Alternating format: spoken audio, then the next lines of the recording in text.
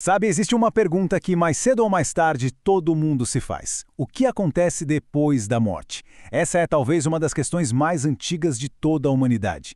E hoje a gente vai explorar uma perspectiva fascinante sobre isso, mergulhando fundo nas respostas que estão em O Livro dos Espíritos sobre essa jornada da alma. Vamos começar pelo momento exato, o instante da morte. O que será que acontece quando a vida, do jeito que a gente conhece, para? O corpo físico para de funcionar. Mas será que isso significa que tudo acabou, que é o fim da linha? E se não for o fim, o que acontece com a gente, com o nosso eu? A nossa consciência, sabe? Aquela voz interna que pensa, que sente, que se lembra de tudo? Será que ela simplesmente se apaga, como se alguém desligasse um interruptor? Essa ideia de que tudo simplesmente some é provavelmente um dos maiores medos que a gente tem sobre a morte. Isso nos leva, então, à grande questão.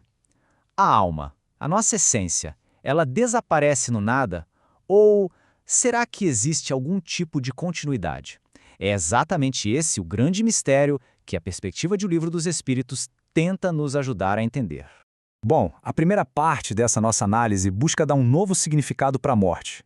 A ideia aqui não é de um ponto final, mas sim de uma transição, uma passagem fundamental.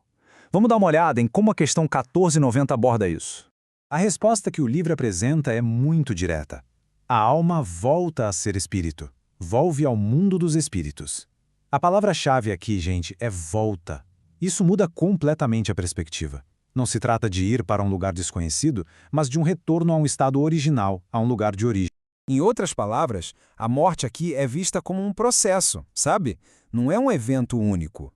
Primeiro tem o desligamento do corpo físico, depois vem o retorno ao mundo espiritual e, o mais importante, a vida continua. Só que em outra dimensão, num novo jeito de existir.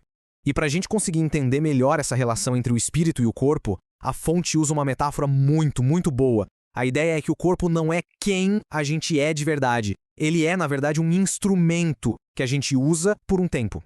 E a analogia continua. Olha que interessante. O corpo seria como uma roupa. Pensa bem, a gente não escolhe uma roupa para uma atividade específica, um uniforme para o trabalho, uma roupa especial para uma festa. Da mesma forma, o espírito veste um corpo para viver a experiência aqui na Terra. E essa tarefa é a própria vida. E quando essa jornada termina, a roupa, o corpo, fica para trás. Mas a essência, o espírito, essa sim continua sua caminhada, voltando para o mundo espiritual. Certo, tudo bem, mas isso levanta outra dúvida, uma que talvez seja ainda mais profunda. Se o espírito continua, o que exatamente dele continua? Será que a nossa identidade, quem a gente é, sobrevive a essa transição? Ok, então o espírito continua. Mas o que isso quer dizer na prática? O eu que a gente conhece, com todas as nossas memórias, nossa personalidade, os nossos amores, tudo isso se perde, se dissolve em alguma coisa maior? Ou essa nossa individualidade sobrevive? E a resposta que a fonte nos dá é a mais curta e a mais forte possível. Sim, sem rodeios, sem talvez. A alma não se dissolve no todo não. A nossa individualidade é preservada. E o que significa, então, preservar a individualidade? Significa que a alma guarda tudo aquilo que a define. A consciência de si mesma, as memórias de tudo que viveu, o caráter que foi construído e, o mais importante, as conquistas morais. A essência de quem a pessoa se tornou continua intacta. A mudança, portanto, não é em quem a gente é, mas no nosso estado, no ambiente ao redor. É como mudar de casa ou até de país. A pessoa continua sendo a mesma, mas as condições, o lugar, tudo é diferente. A identidade central não se perde. E entender isso tudo nos leva para a nossa última parte, que explora o que isso significa para a nossa vida agora. Se a gente continua sendo a gente mesmo, o que é que realmente importa levar daqui?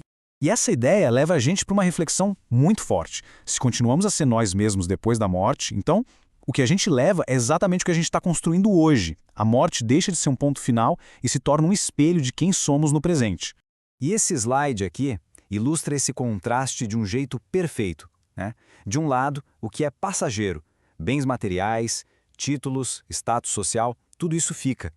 Do outro lado, o que é permanente, quem nos tornamos, o que aprendemos de verdade, as virtudes que a gente desenvolveu, essa seria a nossa verdadeira herança.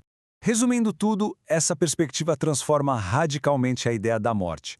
Ela deixa de ser aniquilação e vira retorno. Deixa de ser uma ruptura e vira continuidade.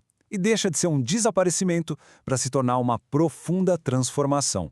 E essa citação, para mim, amarra toda a mensagem de uma forma muito poderosa. Nossa identidade fundamental não seria o corpo temporário, mas o espírito imortal que vive nele. E a vida na Terra seria apenas uma de muitas experiências. E tudo isso nos deixa com uma pergunta final, para a gente refletir. Se a vida for mesmo apenas um capítulo numa jornada muito mais longa, a questão mais importante passa a ser o que está sendo escrito no nosso capítulo atual, o que estamos construindo agora que vai valer a pena levar adiante.